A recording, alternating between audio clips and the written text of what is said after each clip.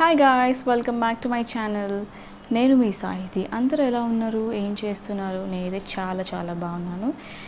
ఇవాళ మళ్ళీ ఇంకొక రివ్యూతో మేము ముందుకు వచ్చేసాను. బిగ్ బాస్ సీజన్ 5 తెలుగు గురించి రివ్యూ అంటే ఆల్రెడీ మీకు ప్రీవియస్ వీడియోలో చెప్పాను. నేను పాయింట్ టు పాయింట్ చెప్పాను, ఇంపార్టెంట్ హైలైట్స్ మాత్రమే చెప్తాను, అది కూడా నా పాయింట్ ఆఫ్ వ్యూలో.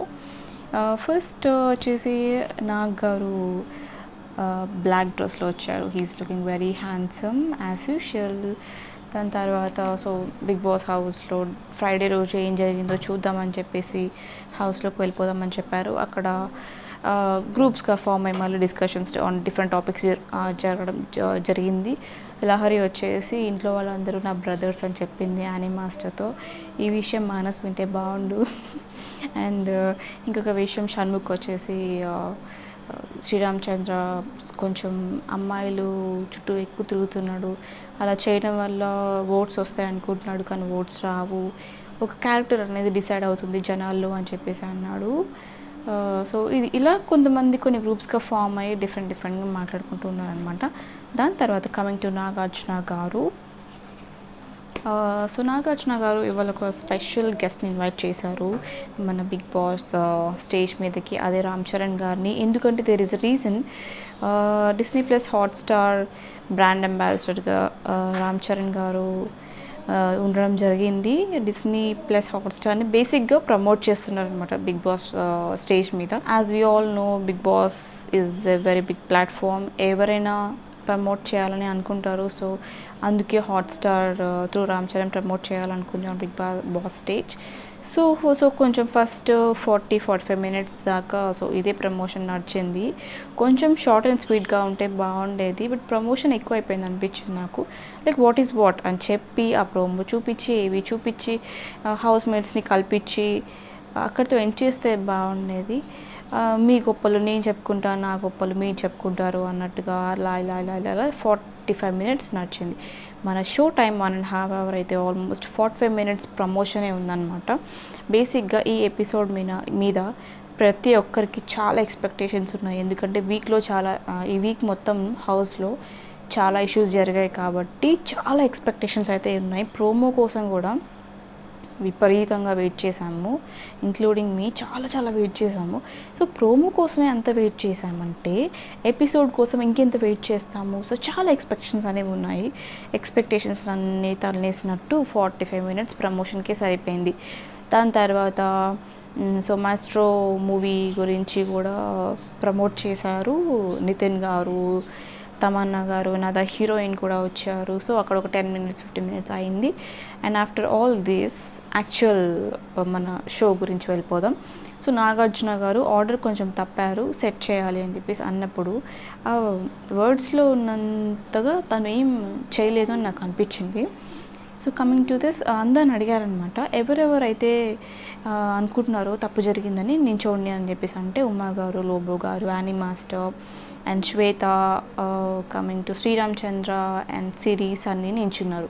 సో ఒక్కొక్కరిని ఏం మిస్టేక్ జరిగింది మీరు ఎక్స్ప్లెయిన్ చేసుకోండి అని చెప్పేసి అడిగినప్పుడు ఉమా గారు చెప్పారనమాట, నేను బ్యాడ్ వర్డ్స్ మాట్లాడడం జరిగింది, అది నా తప్పే. అది అంటే మీరు గుంజిళ్ళు తీయండి అంటే గుంజిలు తీశారు.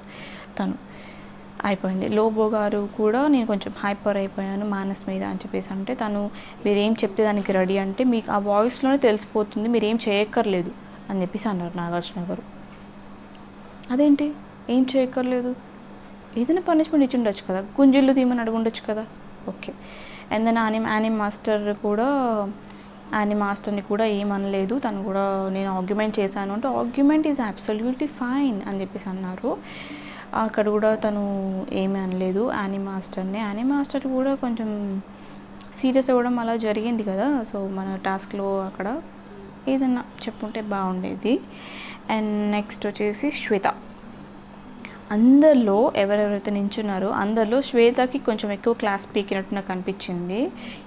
తను అయితే తప్పు చేసింది, బట్ ఇన్హ్యూమన్గా బిహేవ్ చేసావు అది ఇది అని కొంచెం బాధపడేలాగా తను అన్నారు అనిపించింది. పనిష్మెంట్ ఇవ్వాలి, బట్ ఈక్వల్గా ఇస్తే బాగుండేది. ఈక్వల్గా కాకుండా శ్వేత అని అనేసరికి తను మొహం మీద లఫాట్ మన కొట్టుకుంది. అలా కొట్టుకొని తను ఏడ్చేసింది. మేబీ గిల్ట్తో ఏడ్చిందా లేకపోతే వచ్చి నా పరువు పోయింది అన్నట్టుగా ఏడ్చిందా అని నాకు అనిపించింది. సో తనైతే ఫేస్ మీద తను సెల్ఫ్ కొట్టుకుంది, దాని ద్వారా I'm sorry to the world అని చెప్పింది. అండ్ దాని తర్వాత కమింగ్ టు శ్రీరామ్ చంద్ర కూడా నాకు పెద్దగా ఏమనిపించలేదు. ఇంపార్టెంట్ విషయం ఈ ఎపిసోడ్లో ఏంటి అంటే Sunny and Siri issue. Last week మొత్తం కూడా ఇదే ఇష్యూ కదా మేజర్ థింగ్. ఇది ఒకటని ఉమా గారిది, ఇద్దరిది మేజర్ విషయం అనమాట.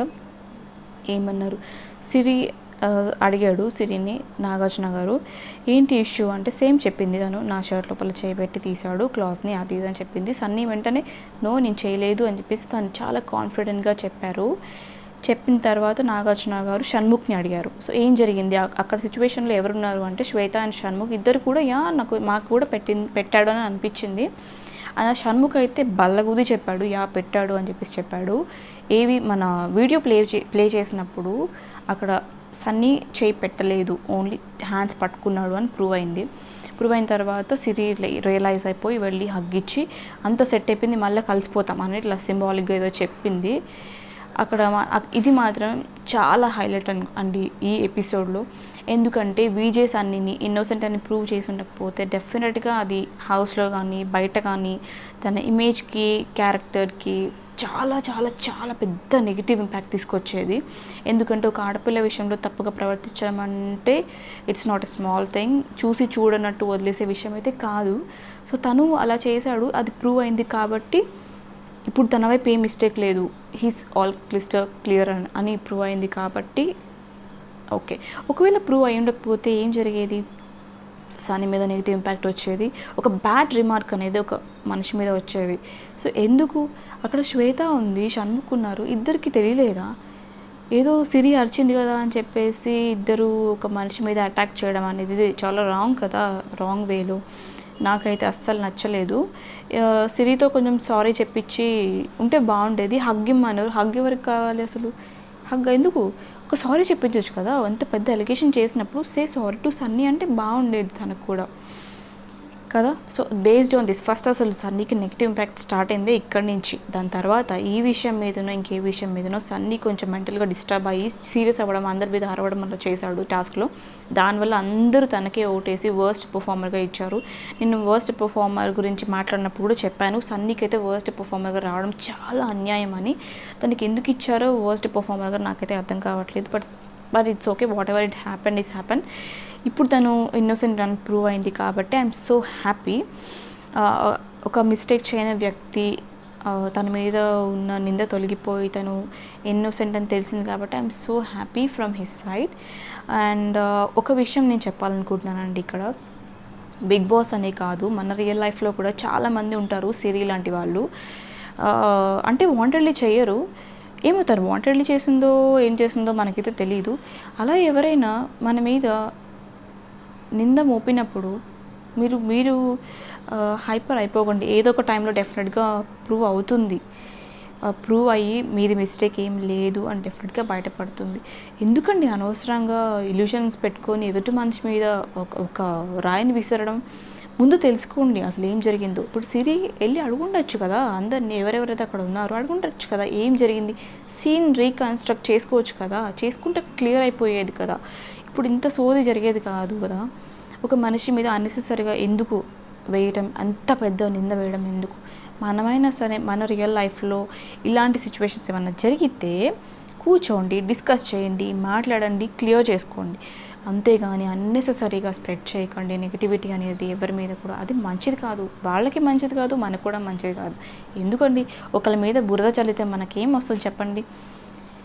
కుదిరితే సార్ట్అవుట్ చేసుకోండి, కుదరకపోతే వదిలేయండి అంతే. వాళ్ళ గురించి ఎక్కడ మాట్లాడకండి, కక్షలు పెంచుకోకండి, తిట్టుకోకండి, అంతే. నేను చెప్పేదైతే ఇదే. సో ఇవాళ వీడియోలో అయితే హైలైట్స్ అవి అయితే ఇవే అండి. నాకైతే కొంచెం ప్రమోషన్ ఎక్కువైంది, సెట్ చేయడం తక్కువైంది అని అనిపించింది నాగార్జున గారు. అండ్ అదే ఇంకొకటి కూడా, నాగార్జున గారు ఇంకొక 2-3 హౌస్మేట్స్ని ఏం అనలేదు అని నాకు అనిపించింది. ఫస్ట్ థింగ్ శ్రీరామ్ చంద్ర ఏదో కొంచెం బ్లూ స్టాక్ మాట్లాడాడు. 50 lakhs అని లేకపోతే కాజల్ మీద అరిచాడు అన్నెసెసరీగా. ఆ విషయం అడ్రస్ చేయలేదు. ఎందుకు అడ్రస్ చేయలేదు నాగార్జున గారు అని నాకు అర్థం కావట్లేదు. ఇప్పుడు ఇలాంటి విషయాలు చూసి చూడనట్టు వదిలేస్తే నెక్స్ట్ టైం వాళ్ళకి ఒక ఛాన్స్ ఇచ్చినట్టే కదండి మళ్ళీ రిపీట్ చేయడానికి. అండ్ ఇలా చేయొచ్చు, నా మిస్టేక్ ఏం లేదు అని వాళ్ళు అనుకొని మళ్ళీ రిపీట్ చేయొచ్చు, పెద్ద పెద్ద ఇష్యూస్ అవ్వచ్చు. అసలు ఇవన్నీ అడ్రస్ చేసి తప్పు చేసిన వాళ్ళని కూడా చిన్న చిన్న మిస్టేక్స్ అనేవి సరే ఇది చేయదు అని చెప్తే బాగుండేది. అదొక్కటే డ్రాబ్యాక్ నాగార్జున గారు అయితే. పాపం ఆయన ఏం చేస్తారు చెప్పండి, చెప్పినట్టు చేస్తారు, స్క్రిప్ట్ ఇస్తారు, ప్రిపేర్ అయ్యి వచ్చి అలానే చేస్తారు, అంతకుమించి ఆయన జాబ్ ఏముంది. సో అదండి వాళ్ళ వీడియో అయితే.